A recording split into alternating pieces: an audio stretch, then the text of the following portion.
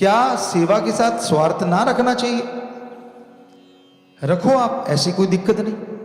फिर आप रूहानी चीजों के या रूहानी दर्शनों के लायक नहीं बन पाओगे, क्योंकि जो सुमरण किया उसका मूल्य तो आपने ले लिया मालिक से। मुझे गाड़ी दे, मुझे स्कूटर दे, मुझे मोटरसाइकिल दे, मुझे कार दे, मुझे नौकरी दे। मांगना गलत नहीं है। बेरोजगार हो, घर में दुखी हो, पैसे बिना कुछ आता भी नहीं, ये भी सही है। चलो नौकरी मिलेगी, क्या उसके बाद सुमन कर लोगे? फिर भी नहीं करोगे। फिर शुरू हो जाता है अब तरक्की हो जाए। तरक्की के साथ साथ ये साथ वाला बढ़ रहा है, ये नीचे गिर जाए, ये प्रोग्राम शुरू हो जाता है। वो दिन याद करो जब आप तड़पते थे एक बार नौकरी लग जाए फिर तो राम का नाम लूंगा। क्या वायदे पे रहे पक्के? मां की गर्भ से वायदे तोड़ने शुरू हुए हो और लगातार तोड़ते ही जा रहे हो। तो भाई कोई तो वायदा निभाया करो, दृढ़ यकीन रखा करो अपने गुरु पे, अपने सतगुरु मौला पे। बुरा नहीं कर सकता वो किसी का, पर नाटकबाज ना बनो। ढोंगी ढकोसले ये सही नहीं होते। साफ दिल रूह आत्मा ही मालिक नूरी स्वरूप के दर्शन करती है। और यकीन मानो फकीर में भी मालिक के दर्शन होने लगते। कैसे?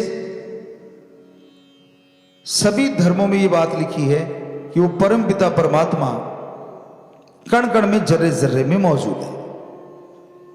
आप उसको अपने अंदर से महसूस तब कर पाओगे जब ध्यान एकाग्र करके अच्छी तरह से यहां पे पहुंच के सुमरण करोगे।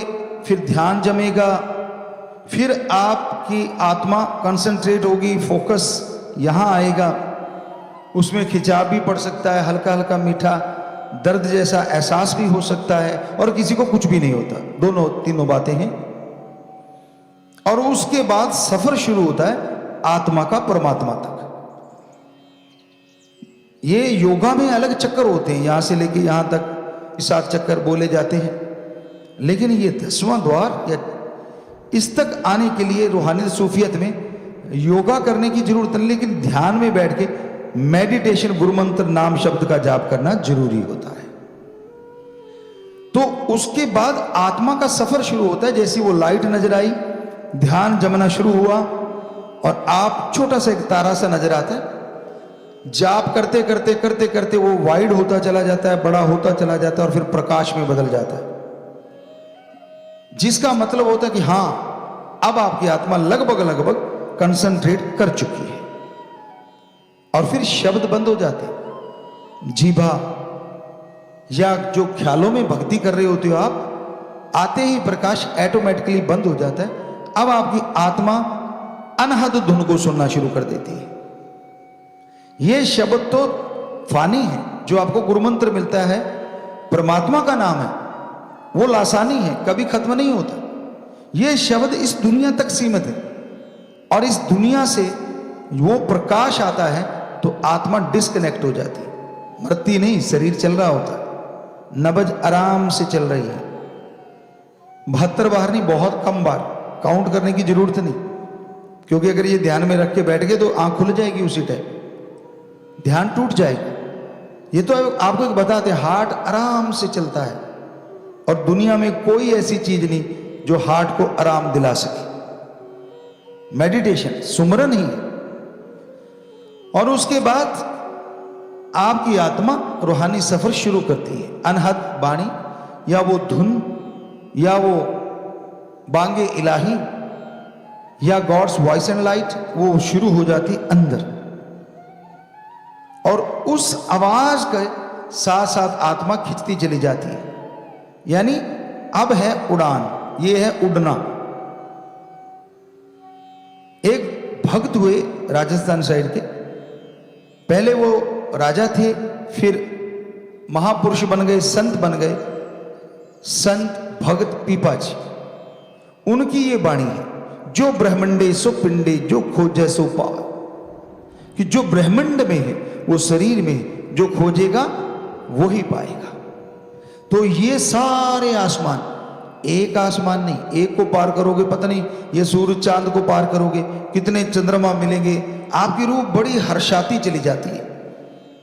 फिर परम पिता परमात्मा की तरफ बढ़ती है तो लास्ट में ऐसे हो जाते हैं, जैसे एक को ऐसे लाके एक सुई जितनी नोक उससे निकलती आत्मा फर करके, और ये इस आसमान को, इस त्रिलोकी को पार कर जाती है।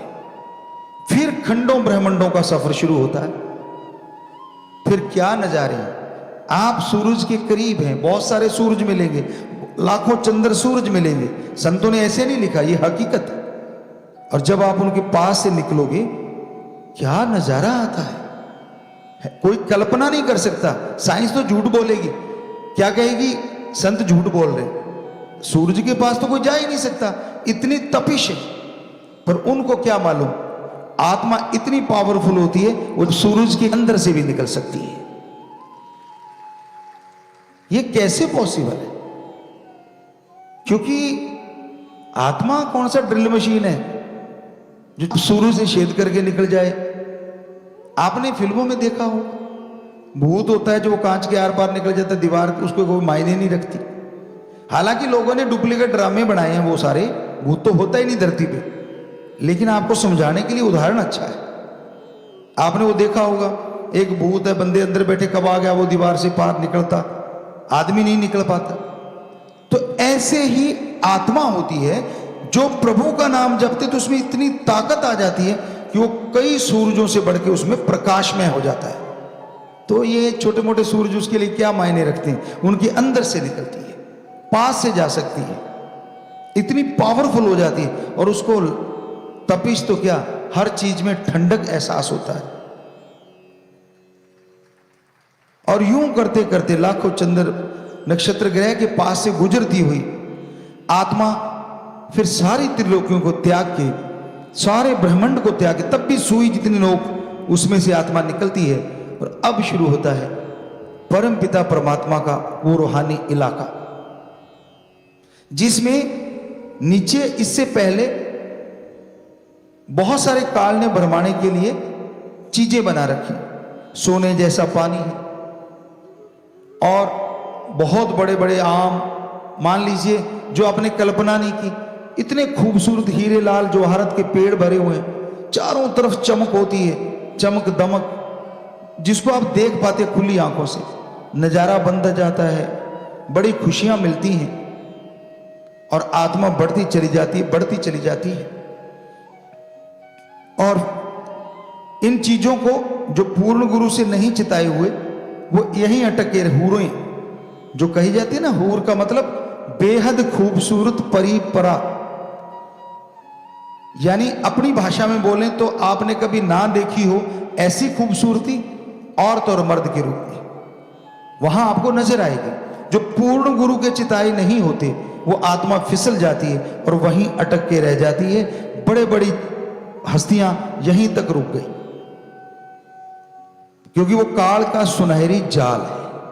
मन, माया, काम, वासना, क्रोध, लोभ, मोह, अहंकार को जब तोड़ के आत्मा निकल गई तो लास्ट में काल आता है, महाकाल। तो वो इस तरह से जीवों को भरमाता है। पर पूर्ण गुरु की चिताई आत्मा उनको देखती है, सारी चीजों को आनंद महसूस करती है, लेकिन अपनी धुन को नहीं छोड़ती।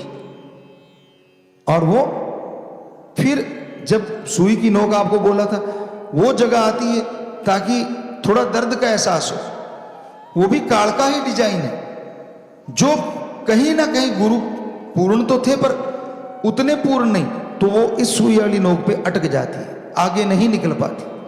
अगर पूर्ण गुरु है, क्योंकि वहां धुन रुक जाती है उसके लिए, काल ने वचन लिए हुए परमात्मा से, आत्मा रुक जाती है। लेकिन जो भक्ति करके सारे पाप गुना त्याग के सतगुरु से जुड़ता और दृढ़ यकीन रखता है, उसकी आत्मा के लिए धुन बंद नहीं हो सकती।